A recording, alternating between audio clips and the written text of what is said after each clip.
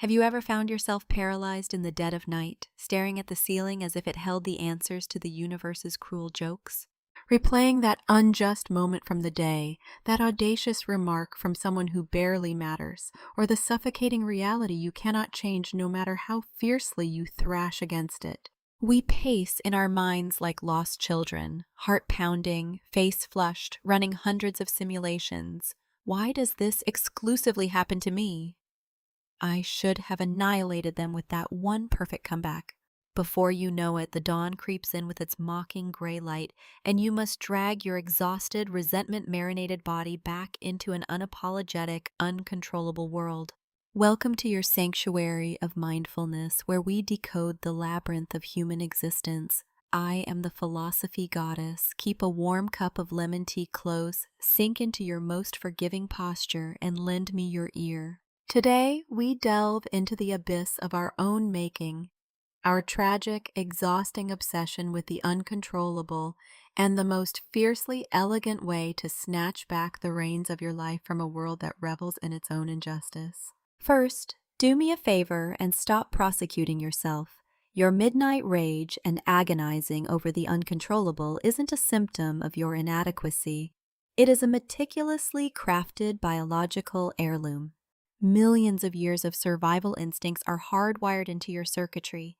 Let's dissect this using the cold scalpel of evolutionary biology and neuroscience. Your brain, my dear, was never designed to make you happy.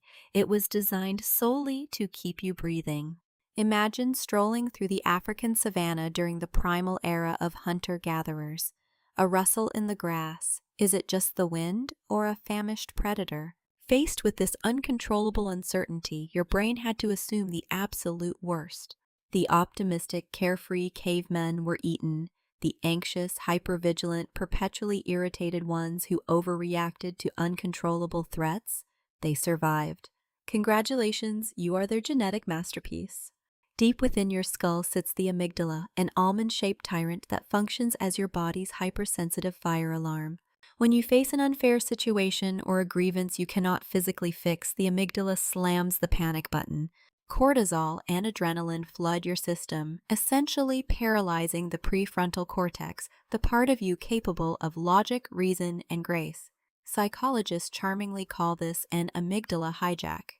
When your brain detects a mortal threat and shifts into full combat mode, telling someone to just relax is like offering a paper fan to a burning building.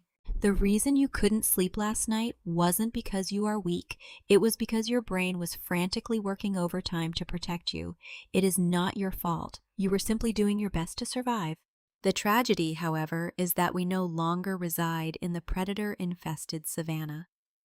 Today's saber-toothed tigers are irrational bosses, the venomous gossip of unremarkable colleagues, the schizophrenic stock market, or unforeseen illnesses, the impossibly complex variables of modern society that you cannot manipulate.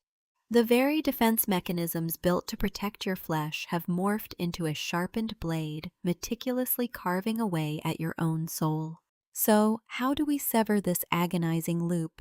Let us rewind time and visit the opulent deceit of ancient Rome. Beneath the empire's glittering facade lived a philosopher of unparalleled grit, Epictetus, the titan of Stoicism. Astonishingly, he wasn't a velvet-draped aristocrat. He was a slave, a man stripped of all autonomy from birth, permanently crippled by a master's sadistic abuse. If anyone had the absolute right to burn the world down in a fit of justified rage, it was him. Yet, this enslaved, broken man architected the most liberating doctrine of human control in history. Epictetus poses a ruthlessly simple question. There are things in our power and things not in our power.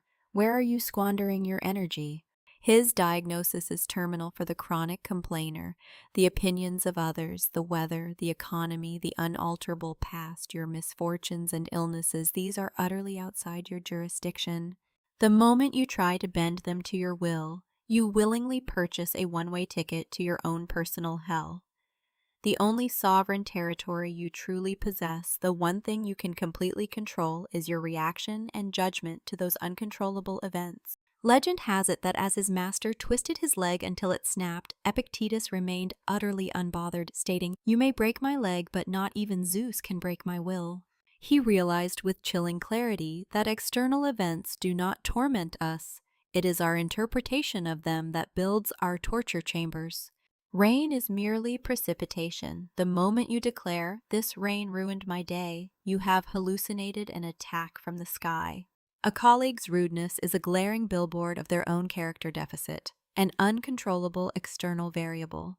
But the second you internalize it, whispering, "They treat me this way because I am an easy target, I am always ignored," you lock yourself in a prison where you are both the victim and the warden. This stoic sovereignty echoed through Western philosophy and psychology, culminating in the profound resilience of Viktor Frankl.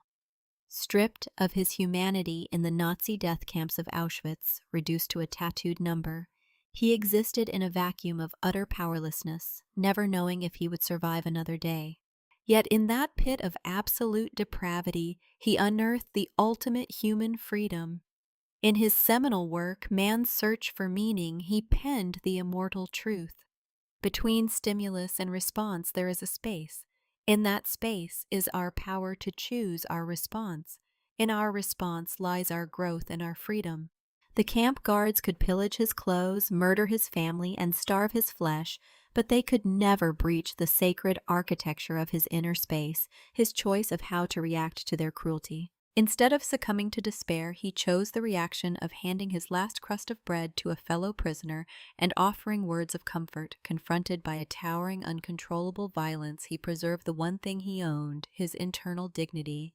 That is how a man elegantly annihilates his captors. While Western intellect champions the ironclad separation of control and rational judgment, how did the Eastern sages reconcile with a chaotic universe? Buddhism diagnoses our suffering with the devastatingly intuitive metaphor of the second arrow. The Buddha once asked his disciples, "If a man is struck by a poisoned arrow in the forest, is it painful?" They agreed, "Yes, Lord. It would be excruciating physical agony." The Buddha replied, "Indeed, in life being struck by the first arrow, unforeseen tragedy, illness, the slander of fools, is inescapable. It is the nature of an uncontrollable world. But the foolish, upon being struck by the first arrow, thrash wildly in anger, screaming, 'Why me? Who shot this? I am cursed!' In doing so, they plunge a second and a third arrow directly into their own hearts. They manufacture mental anguish on top of physical pain. The wise man never takes the second arrow.